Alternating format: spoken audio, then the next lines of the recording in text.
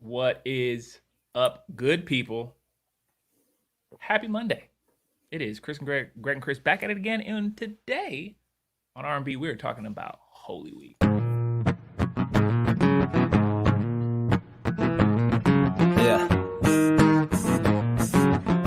Yeah, look, I get crazy when the mic round. No sense of getting hyped now. All right, so if you're checking us out live, you might notice it's 4 o'clock. We are going to try and push up the time in effort to increase some engagement. So we're going to try out 4 o'clock for a while. Let us know what you think in the comments. If you're watching this later, pre-recorded, obviously time doesn't matter to you, but still, let us know what your thoughts are. That could be cool. Right? Say what's up. Be in the chats. We like that. So it's fun. But again, this week is Holy Week. It's a very special week in the liturgical calendar. And it's what we're going to talk about today. So how do you feel about Holy Week? What are your thoughts, Chris, on Holy Week? I love this week. I think it's a fun week. It's, but I think both of us mostly grew up in evangelical spaces where like the liturgical calendar thing isn't as common, except maybe for Advent and Lent. And this week, so I just think those patterns are actually more profound than we think. Like they're fun to rediscover. I get why some traditions were like, this is tradition without the meaning is empty, right? Without like if it's just good religion for the sake of practice of something without like a heart behind it. But we're in this place for a lot of us where we get to rediscover these things. And so Holy Week is the culmination of Lent, and it's the week prior to Easter. And typically it starts on Palm Sunday, which we just celebrated yesterday, and then we go through the week. And so maybe we can go through kind of the moments. But it's the build up to Easter, and it's a way to retell in like day by day the Passion narrative, the Last Supper, the crucifixion, the burial, and ultimately the resurrection. So yesterday was Palm Sunday. We had a great service. Charlotte did an awesome job. When you hear Palm Sunday, what comes to mind? Like what do you think of? What images? What stories? That sort of thing. So Palm Sunday, obviously I think of palm trees. Like literally, that's the first thing that hits my brain. But and correct me if I'm wrong, but it's Jesus's entry into Jerusalem, right? So that's kind of what kicks things off. And what I think of is this image of Jesus on the donkey, which is counter to what people thought was what the coming of the Messiah would look like. There was a talk that Erna Kim Hackett, friend of Oak Life, had talked about, mentioning how intentionally counterculture that was, and the statement Jesus was making by choosing to come at the same time there's another parade happening, around the same time another parade is happening, to basically be like, not only am I gonna enter into this space in a way that is different than you expect, but it's almost like jabbing at the systems that the culture of that time had set up. So yeah, I like it. It's fun stuff. Totally. Yeah, and it's not the image you expect for like a revolutionary to come in. But I think it's important to note that people were, according to the gospel accounts, people were excited and thinking that he was going to like do something political. And so when they're saying Hosanna, so that, the scene is he's coming in on the donkey, and they're like placing palm branches along the road to signal his specialness and what they're expecting.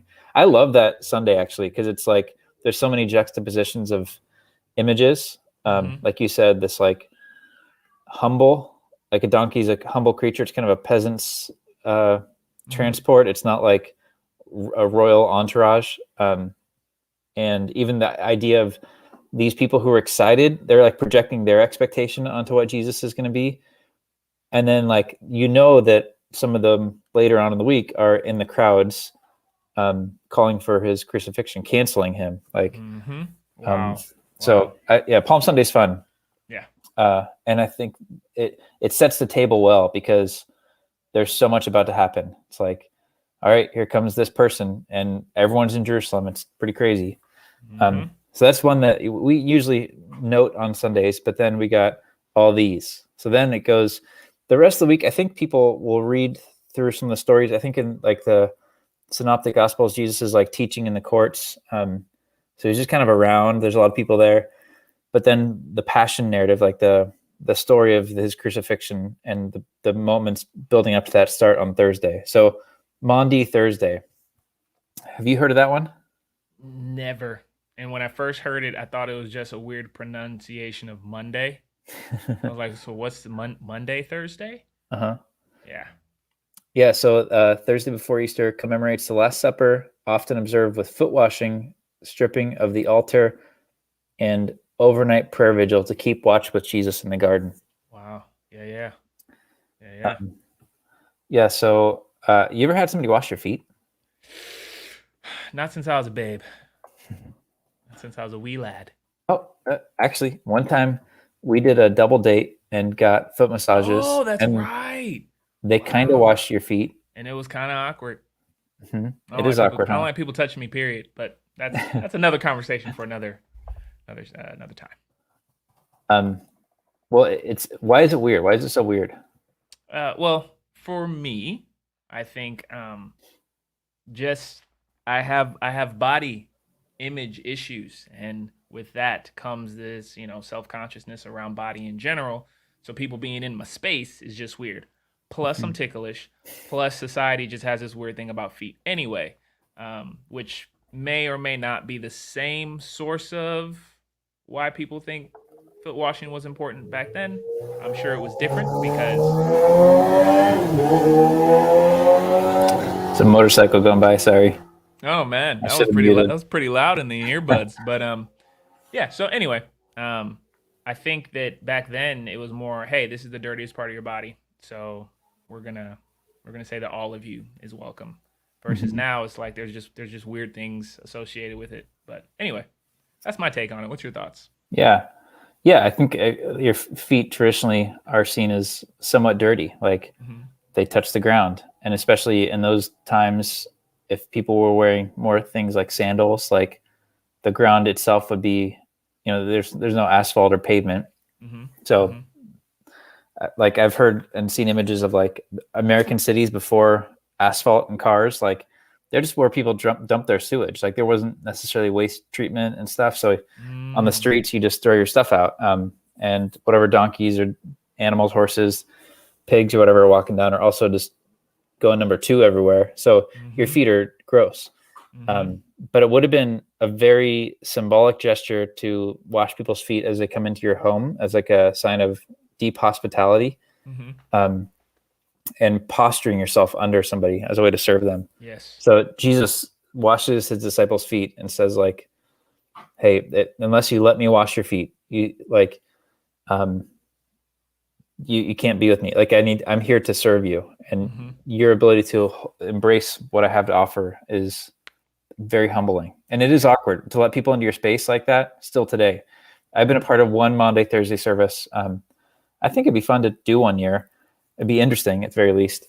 But maybe if you're watching this, like, I don't know what in-person stuff is like for some other churches, but there are spaces out there that in the more mainline traditions, like Presbyterians or Catholics, Episcopals, they might even have a Maundy Thursday service this year. But I like to think of it like this. Who's somebody really, the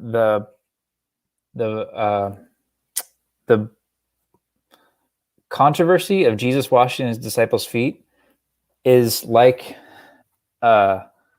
somebody of like prestige in our world becoming like a waiter for us. Like, hey, let me take your order. Like, I'm trying to think of somebody who would, if you were in their presence, you'd be like, no, like, no, like LeBron James. I don't know. Steph Curry. My bad. Why would I say LeBron James? Who am I?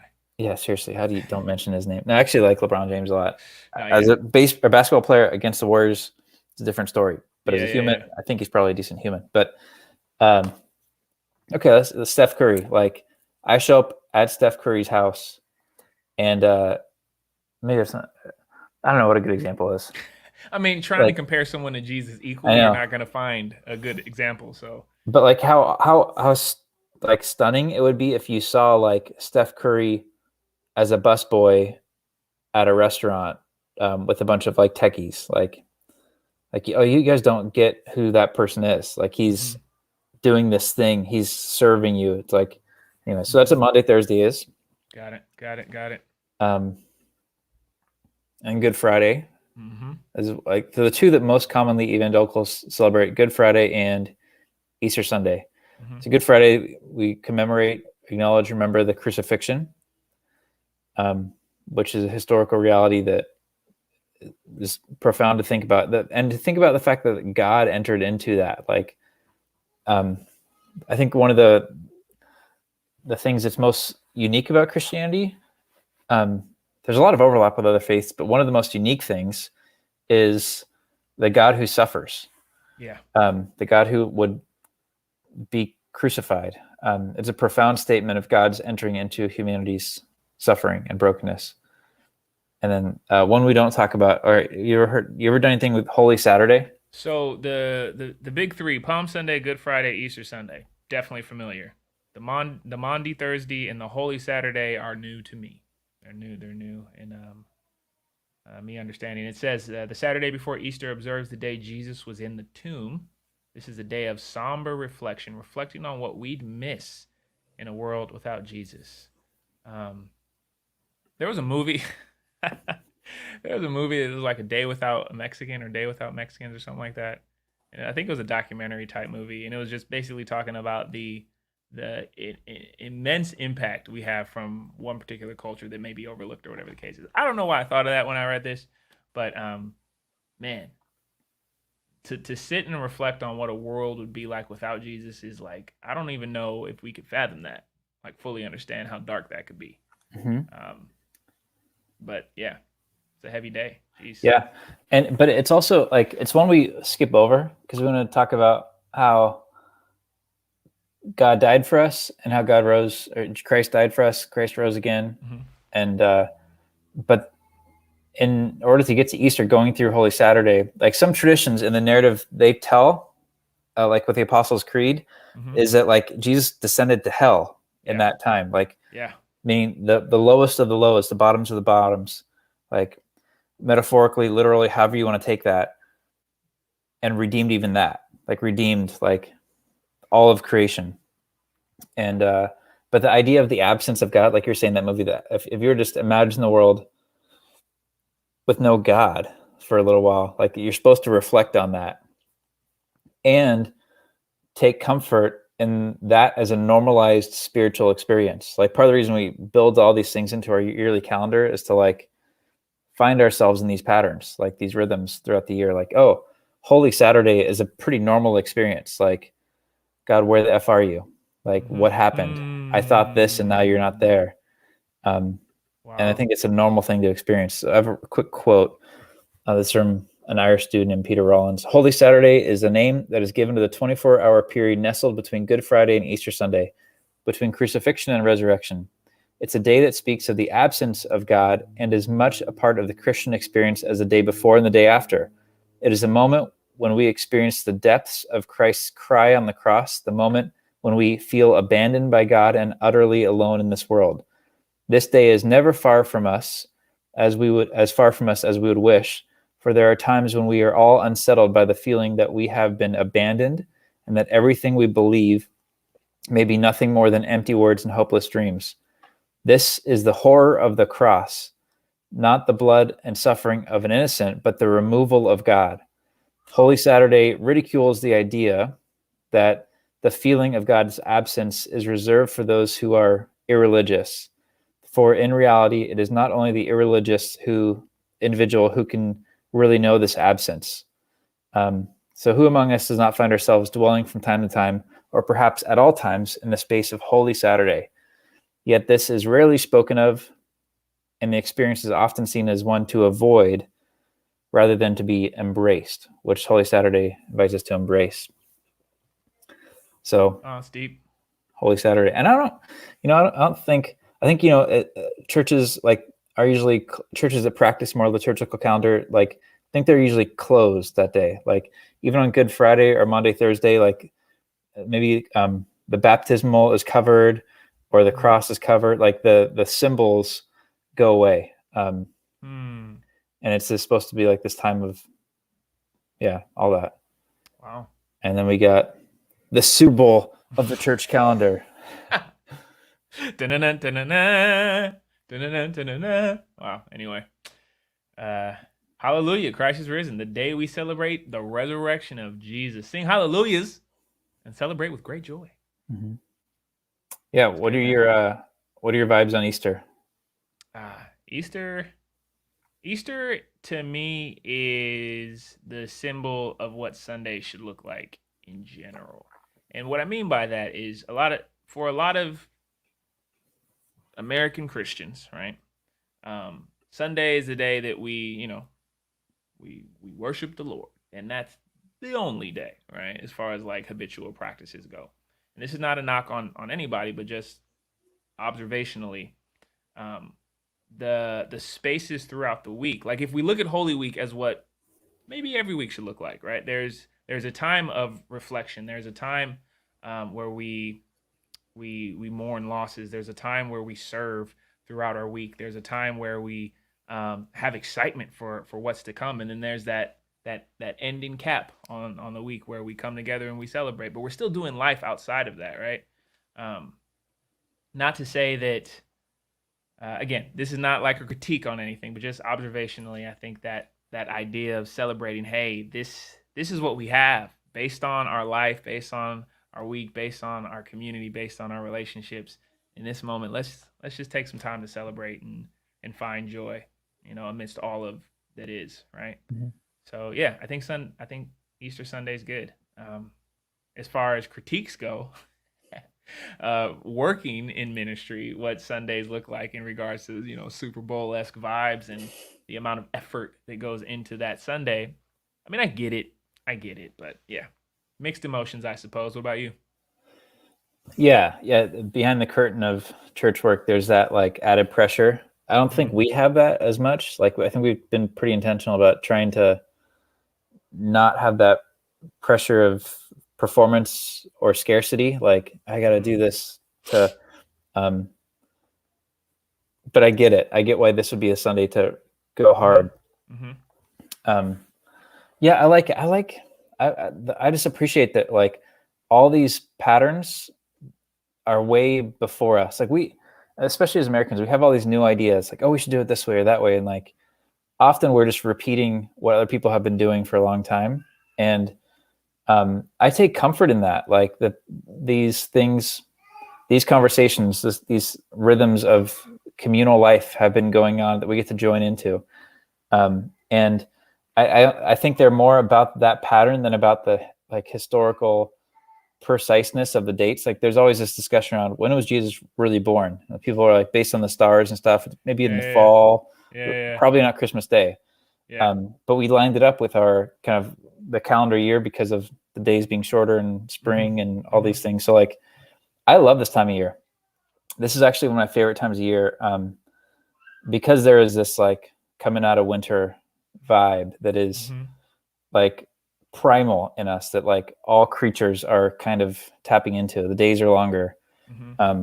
And personally, like, I don't know, any way we can sacramentalize that, make that like a part of our human experience, Mm-hmm. like is good. Like I wrote a poem last year for opening, or a couple years ago for opening day for baseball. That's basically like a hymn to opening day is like an Easter ritual for me. Yeah. Um, just a new season, a new chapter, a new potential. So I love it. I love Easter. Um, yeah. I'm thinking about our Easters. We've done some baptisms on Easter, as we've done that. We'll That's probably, right. we might have people who want to get baptized again. We should, when we start getting back to meeting in person. Yeah. Um, but I also remember uh, there was one kind of Easter for us that is infamous for those who were around back then. It has to do, it was our first Easter. We were in the Theater One. Do you remember what happened that Easter? I remember we tried to dance and then no one danced. That's all I remember. Okay, tell the story. So all I remember was us. This is from my memory. So please know that you're going to interject afterwards. But I just remember us trying to do something celebratory, right? I think at the time, a friend, Aaron Horner, was a DJ. I'm pretty sure he brought his equipment. I can't remember. It's foggy now. But we tried to have like a very lively setting, and we were like, we're gonna have a dance party. Where everyone's gonna get up and we're just gonna all dance, right? Dancing for Jesus. And I get up there. I've been known to cut a rug in my day. So I get up there and I start dancing, and nobody's dancing. And we even invited a friend of mine by the name of Mario Rodriguez, who's a professional dancer, and he was up there. It was just me and him, and it was just awkward because it's not like we had a choreographed routine. And then like a couple of randoms, individuals, like started dancing with us, and let me see, baseball terms, I would say it was a first base walk. Like there was no contact, but there was some progress. Yeah, I think that's what I remember. that's pretty right. It was slightly awkward, but like not in like a painful way, in a way that's like, this is just silly. Like, Yeah, um, I agree. let me see if I can pull up pictures from that Easter from our Facebook Yes, group. sir. Because you may not believe this, but we actually did something, a dance party for Easter. Yeah, All right, I'm going to share this. it was the first and last Oak Life dance party for Easter. Yeah, some of those That's ideas. funny. Let's try it. Oh, this will be fun to look through some of these pictures, actually. Yeah, pull Okay, it up, man. Pull it up.